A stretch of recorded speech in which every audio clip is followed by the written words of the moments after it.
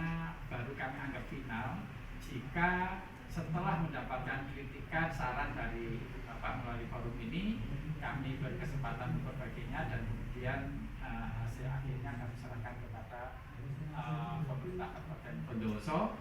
Kalaupun tidak bisa diterapkan 100%, mudah-mudahan memberi inspirasi untuk perbaikan kebijaksanaan pemerintah kabupaten.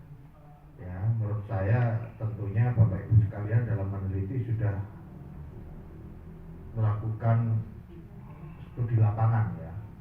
Bagaimana di Bondowoso? Di Bondowoso ini lebih kurang tempo hari kami mendata ada sekitar 38.000 ya, data yang ada di kami 38.000 UMKM. Sekarang nggak tahu sudah 9.000. Kelemahan yang ada di kita, yang pertama UMKM itu masih dikelola secara konvensional. Itu yang pertama.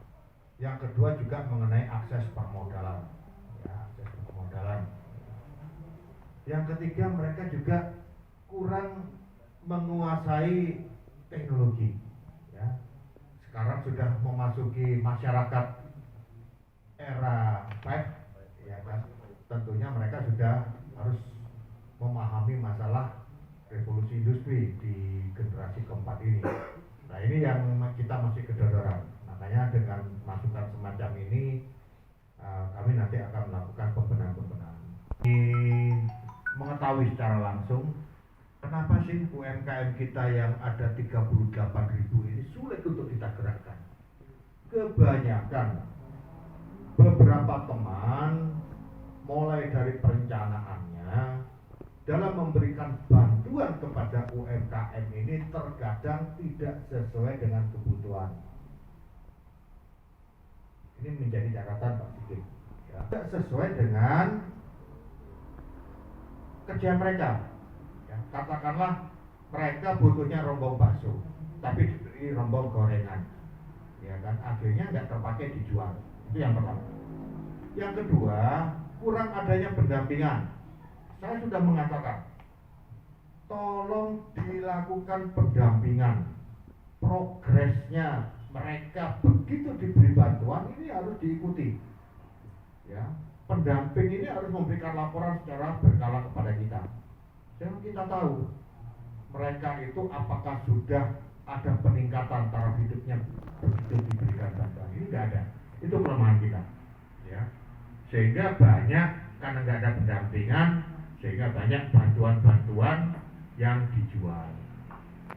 Sampai kapan kita APBD kita terbatas? Sampai kapan kita akan memberikan bantuan kalau dijual itu?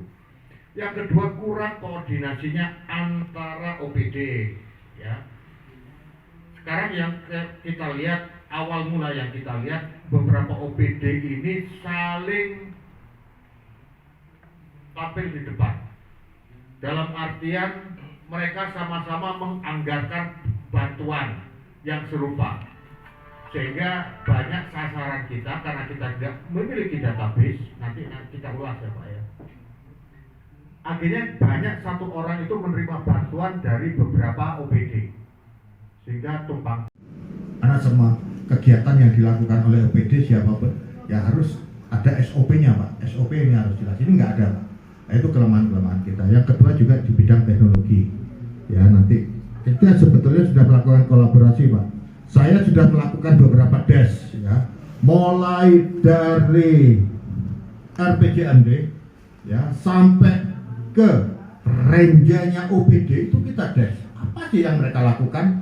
Apakah renja OPD ini sudah sesuai dengan restra OPD yang sudah dibuat? Apakah sudah sesuai dengan tema RKPD? Ya, karena kalau kita berbicara sakit ini siapa berbuat apanya ini harus jelas, harus jelas. Sehingga inilah yang dikatakan kerja kolaborasi. Sekarang kalau nggak kerja kolaborasi, menyelesaikan permasalahan dengan cara kolaborasi, ya sudah akan ketinggalan zaman Pak. Ya, apalagi sudah menghadapi revolusi industri bukan di era 4 sekarang udah 5 sekarang di Cina sudah 5 ya. Termasuk kita sekarang sudah menghadapi masuk di masyarakat di era kelima